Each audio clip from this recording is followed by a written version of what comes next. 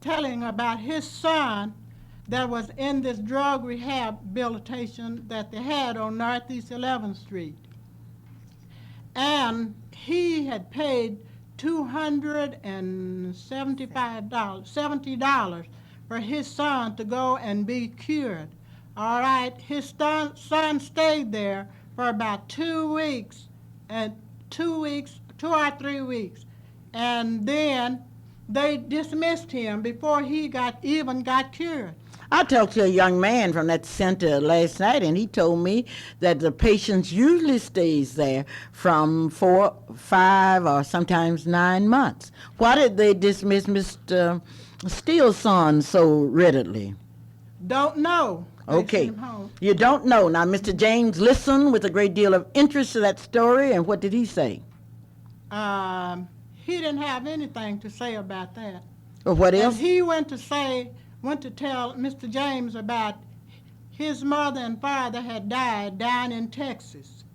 But at the meantime, before he said that, he told Mr. Steele, when he was talking about what happened to his relative, told him that was all out of the question. That wasn't in it.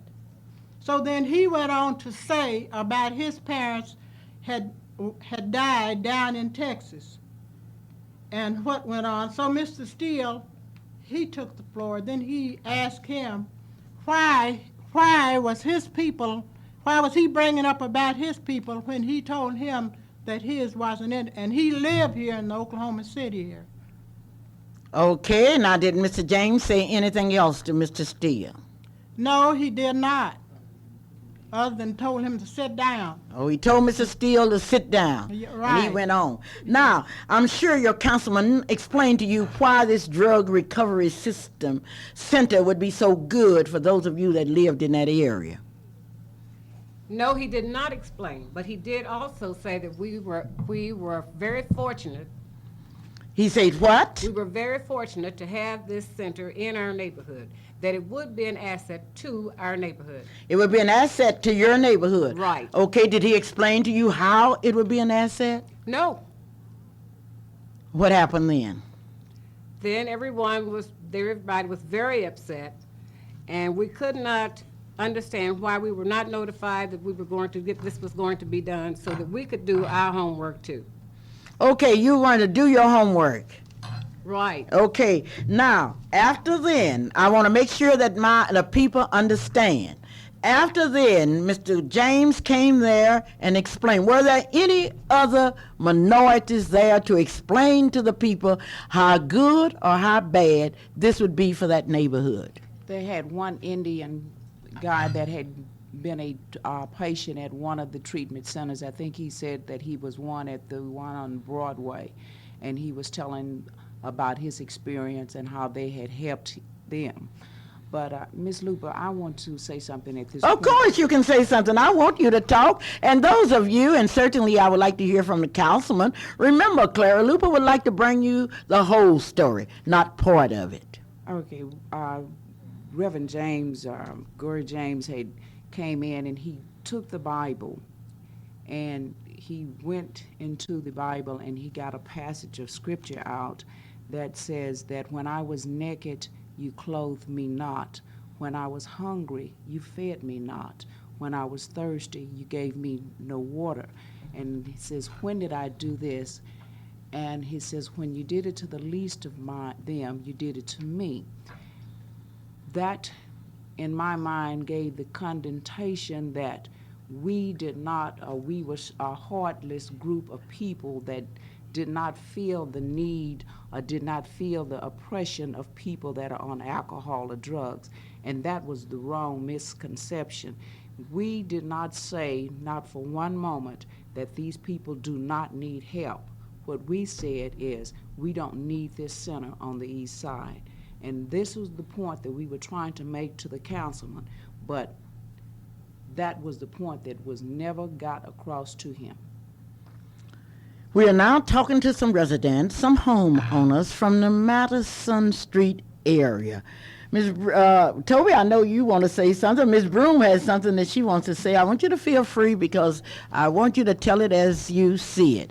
Now, I would like for you to call me, those of you that live 478-2103, and tell me if you're going to welcome a drug recovery center, or will you join Toby and this group in saying, no, we do not want it. Mrs. Broom. No, we do not want this drug center. And also, we had another lady there by the name of Mrs. Gaddis. Also, she had a son in this rehab bill cover. All right, he did not get cured. All right, they turned him out, told him to go home. And what now? Mrs. Gaddis had a son in the rehab bill, that center on 11th Street. Okay, they sent him home before he was cured. And they have to pay to get in this center. You have to pay for the services. They have to pay for the services. Well, they sure must be doing well. They started out with the community house at 1501 Northeast 11th Street, and then they moved on to the House of Life at 505 North Broadway in Arcadia, Oklahoma, and then they moved on to the Ivanhoe, which is on Northwest 8th Street, I think. And yes, it's in the 400 block. Then they have a development public information center, and all of these executives here, the community house and all of these executives, and I wonder if they have any black executives or how many blacks that are in these various programs. I don't know, but I do know you can call me at 478-2103 and let me know. What you've got to do, what you have got to do is to make sure that you understand what's happening in your community on the east side of Oklahoma City, how many new businesses that you have, and certainly I want you to call me because I want your opinion. KBYE Radio, Clara Luper. Clara Luper. Yes. I was calling in suggestion of something you might want to do. Maybe get them to find one in the northwest, one in the south, maybe one in the center, a location where they get have an option of where they could put the center. Oh, I think that's just terrific. Your suggestion is that they would go look northwest and find a center. Do you think, now let's get down to business, do you think those people in the northwest are going to allow them to do it? They didn't do it with Harrison School on Britain Road. Well, they look like they ought to have an option instead of just picking a place and making people do it, you know. They ought to give you an option anyhow. Okay, well, I think that's a great idea, and I will pass it on to this committee that's here. And incidentally, you will be hearing from these people because I understand they had a big meeting this morning and organized. They have organized in the Madison neighborhood area. And thank you so very kindly for visiting with Clara Luper. Well, that's a good suggestion. In place of putting them all on the east side, scatter them around. That's what that gentleman said, put one southwest and what have you. What are you thinking? Okay, we would like all our community residents, we want an impart and want to be involved in the whole thing. Currently, we're trying to gather information to where the drug centers are, where they're located, on what side of town, and who they're located, areas they're located. We would also like to interview these people in the neighborhood so we would see how they feel about this center. Well, will those people, will that bring businesses to the city, to the northeast side of Oklahoma City? I know one thing. I want to hear from my elected officials. I understand that Freddie Williams is not going to run again as a member of the House of Representatives, and I'm sure that she has something to say. I want to hear from all these elected officials. Clara Luper Radio Show. Hello? Hello, Miss Clara Luper? Yes? This is Marie Bush from Clearview, the mayor of Clearview. Oh, the mayor of Clearview, yes. Yes, and I'm listening to your program. Well, thank you for visiting with me. Are you excited about them getting ready to name a drug center after the great Clearview? No, I'm very disappointed. No one has contacted us down here, and it's a disgrace to the community. It's a disgrace to all the people that used to live here to have a center, a rehabilitation center named after the town of Clearview. It's very degrading. And I appreciate it if they use another name. Well, I sure appreciate you, Miss Mayor, calling us on Clearview, and what I would like to see you Clearview people do is get you a petition down there and come up here and tell them. Nowhere in the world they're going to pull, because you don't have any drug addicts down in Clearview, do you? No, we don't have any drug addicts. We don't have any alcoholics. Our community is predominant black, and 99% of us is senior citizens. So that lets you know we do not have any drug addicts, and it is a disgrace to us to have a center named after Clearview. Well, it's a disgrace to not even to let us know what is going on. Well, these are whites, I'm sure, that have never thought about the effect that it would have on you, because it seems to me that we are able, as black people, to make newspapers when something's bad or be associated with something that's not uplifting. So I really appreciate your calling me, and I want to hear from you and the other people in Clearview, Oklahoma. Okay, you sure will, and thanks for everything. Okay, bye-bye. Bye-bye. That was a mayor, and they got a pretty mayor down in Clearview, Mayor Bush. And Mayor Bush said that she didn't like it, and I'm sure she was speaking for her people. Now, I know a lot of people from Clearview. I know a young lady named Olive Wallace, who comes from Clearview, Oklahoma. And I bet at this moment Olive is so upset, and when Olive Wallace gets upset, something is going to happen. The Thorntons, the Drakes, I know all these Clearview people. Well, Clearview people, you Frenches and all of you, it's time for you to speak out. This is the Clara Luper Radio Show, and you can call me at 478-2103. You haven't seen anybody upset until you see the people from Clearview. They don't know what they're doing, naming a drug recovery center after Clearview. Okay, Toby, tell me more. I would like to make a correction. You were told that there was cursing in the church. There was no profane language in that church at all. Okay, well, that's to be corrected. There was no profane languages in the church. There was just talking. Well, those of you that want to talk, and I'm sure you can contact your councilman, and you can contact your representatives, and your board member, and everybody. Clara Luper. Hello? Hello? This is a Clara Luper Radio Show. Hello? This is Donita with the death announcement. Okay, we pause now for the death and funeral announcements. Ross Funeral Home announces the services. Mrs. Katie Stafford of 2229 Northeast 20th will be Monday at 11 a.m. at the Union Baptist Church. Temple Funeral Home announces the services of Mr. William Bryant of Oklahoma City will be Wednesday at 11 a.m. in the chapel of the Temple Funeral Home. Funeral service for Mr. Albert Nelson of 1817 North Missouri is pending with the Temple Funeral Home.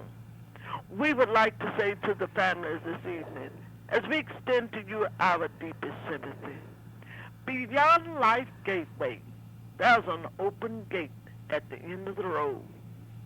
So each must go alone. And there is a light we cannot see, and our Father will claim his own. And we do not know why we must part from loved ones and from friends. We only know God's love lives on and will live to the end. And back to Clara.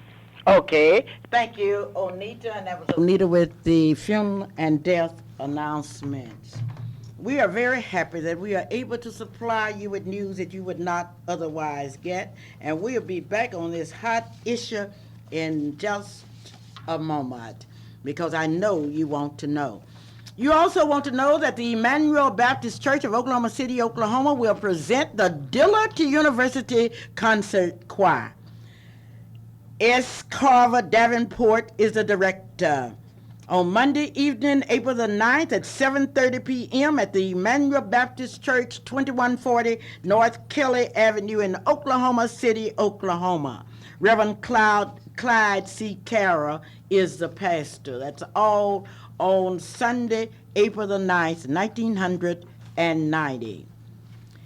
I have a big announcement to make about the Martin Luther King parade and services, so be sure and stay tuned to the Clara Luper Radio Show.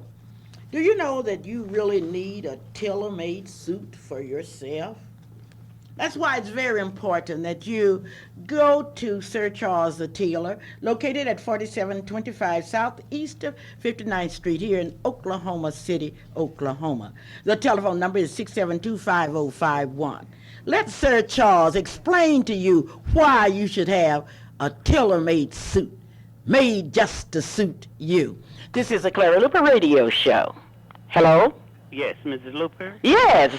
Good evening. I just want to tell you hello, and I'm glad to know that you're back in town from your convention down in Mexico, I believe it was. Yes, I was down in New Mexico. Yes, ma'am. My name is Dow, Alfonso Dow, and I'd just like to say this. I heard some ladies speaking on your program a few moments ago, and they're speaking about the deterioration of their neighborhood. I know what it is. I walked in those shoes. The streets, and I called people. I couldn't get the ear of my fellow citizens. And this is bad when you have such a thing as this going into your community.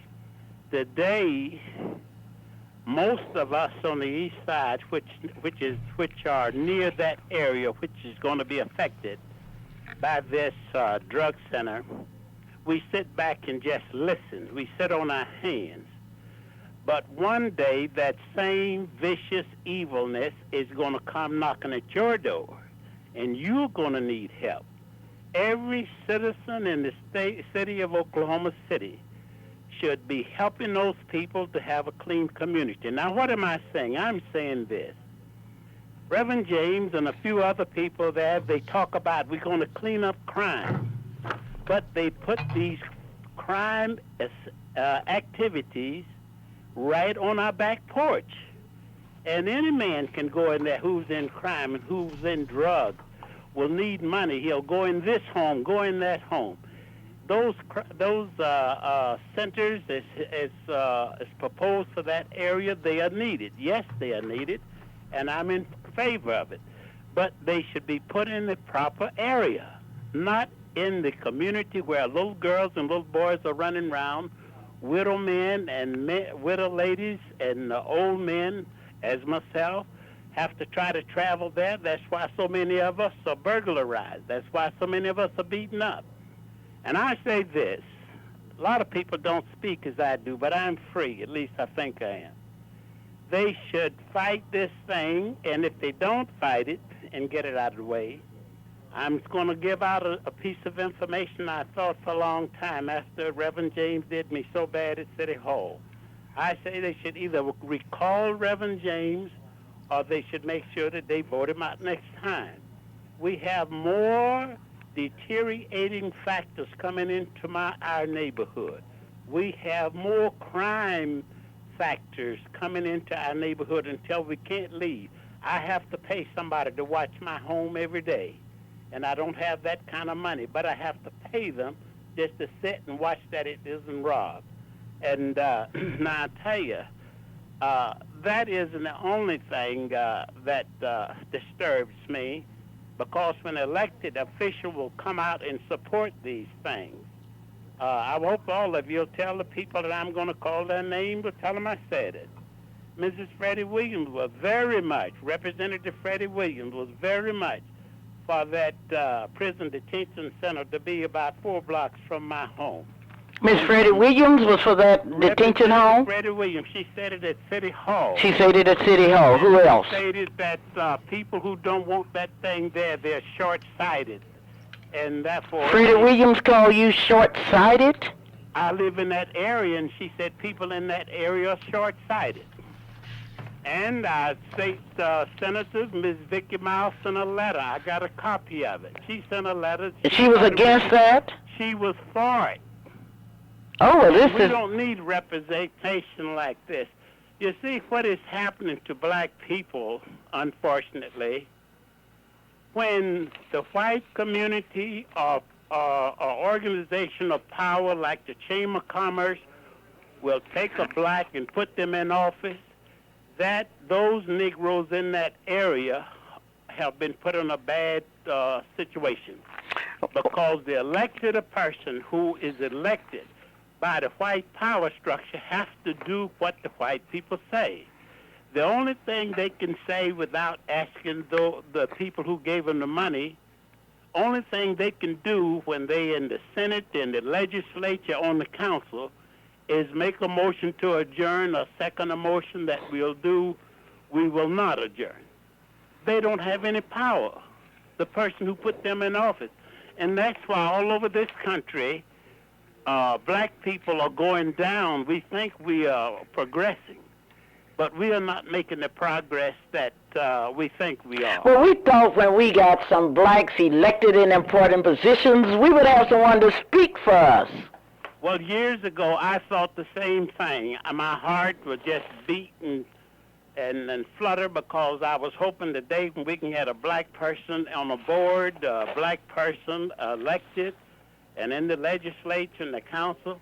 But now the blacks are more detrimental to the black population than prejudiced whites would be. Well, I noticed that Attorney Frederick McCain has been appointed on Oklahoma Regents for Higher Education, and another black, Vernon D. Breckenridge of Hennessy, Oklahoma, has been appointed to the Board of Regents of Oklahoma Agricultural and Mechanical Colleges. Well, I'm happy to learn that, but the test of the pudding is in the eating. Well, one thing about it, we know how you stand. You are against another drug recovery center on the east side of Oklahoma City. Ma'am. What do you think about them naming it Clearview? Well, they'll do anything they want to do if Mr. Charlie tell them to do it. Oh, I see. Well, this was Mr. Charlie that was naming it. We don't have pure-hearted blacks who want to be free, who want to do what is just and proper for all people. The thing about it, money can change people's minds so quickly. And I shudder and cry almost because we just don't have the representation that we should have. We don't have it. They will do those things which downtown the Chamber of Commerce will ask them to do and make them look good. Well, what advice would you have for these people on Madison? Well, the people on Madison should do everything that they can to arouse their neighbors and get them to support them in defeating this thing and to move it in a location that would be more compatible with the function and use that's going to be taking place there. Okay, then, Doctor. And I urge so sincerely the members of that neighborhood and the people of Oklahoma City, all of us, should put our shoulder to the wheel. Don't let them go downtown and beg and be made fun of at the council as I was ridiculed and made fun of. But all of us go down there and support these people. Okay. Because what happened to them happens to me. Okay. And until we take that structure, we won't do very much. And they should get on their knees at night and ask God to lead and guide them and give them divine direction. Thank you so very kindly, Thank Dr. you, Mr. Dow. Luper. You're doing a wonderful job, and may the good Lord bless you. Well, thank you. On April the 4th, 1968, Martin Luther King, the great for freedom, justice, and equality, was assassinated at a motel in Memphis, Tennessee. And on this April the 4th, which is next Wednesday, we will march in memory of Dr. Martin Luther King, Jr. We ask all of you that believe that segregation is wrong, all of you that believe that we should not have a drug center on the northeast side of Oklahoma City, another one. We ask all of you believe that segregation in foster homes is wrong. Those of you who believe that the name Clearview should be taken off of a drug recovery center. Those of you that believe in freedom, we want you to come and march with us. We will line up at Douglas High School in the parking lot on the west side at 5 o'clock, and we will march to the Friendship Baptist Church, 2017 North Martin Luther King, where Reverend Bub is the minister. And we will listen to a young minister, Reverend Donald L. Scott, who is the pastor of the Quails United Methodist Church in Oklahoma City. A man who's had experience in the ministry, a man who used to pastor the Spencer United Methodist Church in Muskogee, who served as chaplain of the City of Faith, who pastored the St. Luke's United Methodist Church in Tulsa, and the Spencer United Methodist Church in Muskogee. We would like for you to come out. Come to the Friendship Baptist Church and hear this minister. We would like for you also to join the march. This is the Clara Luper Radio Show. Yes? This is Cheryl Fowler, and I am the coordinator for the Miss Black Oklahoma Page program. Yes. And I'd like to tell the audience that's interested in their daughters becoming a page that the time is getting close. The deadline will be April the 15th. And if they're interested in getting their child in the Miss Black Oklahoma Page program, they should contact me before April the 15th. Okay, how about the escorts? Also the escorts. We have the program for the escorts also for the pages. And it is open now until April 15th for both escorts and pages. Okay, thank you so very kindly, Mrs. Fowler. Okay.